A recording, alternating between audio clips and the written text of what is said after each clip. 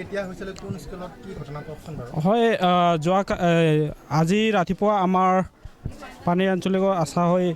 ক'ব বিচাৰোঁ আৰু ৰাতিপুৱা আমাক ফোন কৰিছিলে ফোন কৰাৰ পিছত আমি গম পালোঁ আৰু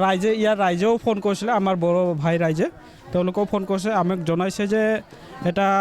বেয়া স্কুলত কাণ্ড হৈছে আপোনালোকে আহিব লাগিব সেইমতে আমি মৰমেলা এম ই স্কুলত আহিলোঁ আৰু এল পি স্কুলত আহিলোঁ চালোঁ বড়ো ৰাইজে আৰু আমাৰ আদিবাসী ৰাইজে আমাৰ আদিবাসী আৰু বড়ো ৰাইজে ইয়াতে পঢ়ে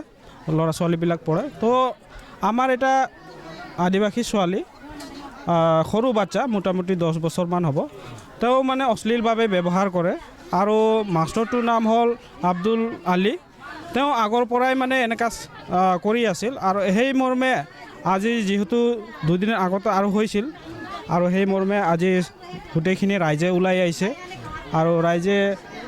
আহি আলোচনাৰ মাধ্যমেদি তাক পুলিচৰ আগত গোটাই দিলে ইয়াৰ আগতে এনেকুৱা ঘটনা ঘটাইছিলে হয় আগতেও ঘটনা ঘটিছে বুলি গম পাওঁ 2-3 মাহ আগতে ঘটনা ঘটিছে আৰু তেতিয়া এই বস্তুটো ফাটি উঠা নাই আৰু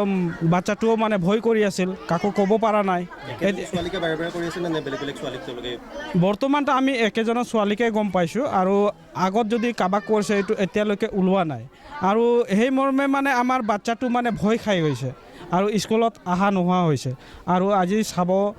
আজি তাৰিখত ইমান ধুনীয়া স্কুল দিছে কিন্তু টিচাৰবিলাক কিছুমান টিচাৰৰ কাৰণে গোটেই গাঁৱৰ আৰু স্কুলৰ বদনাম হয় এইটো আমি নিবিচাৰোঁ যাতে স্কুলো ভাল চলক আৰু ভাল টিচাৰ দিয়ক আমি এইটোৱে কামনা কৰোঁ চৰকাৰী বিদ্যালয় হয় চৰকাৰী বিদ্যালয় হয় আৰু চৰকাৰী বিদ্যালয় হ'লেও আমাৰ স্কুলখনৰ টিচাৰবিলাক কমচে কম ভাল হ'ব লাগে আৰু স্কুলটো ভাল আছেই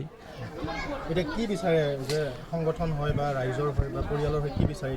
সংগঠন হয় ৰাইজৰ হয় আৰু পৰিয়াল হয় আমি এইটো বিচাৰোঁ যে আমাৰ যিখন টিচাৰ ইয়াত আছিলে তেওঁ যাতে ইয়াৰ পৰা আৰু নাৰাখে আৰু আইনগতভাৱে যিখিনি আজি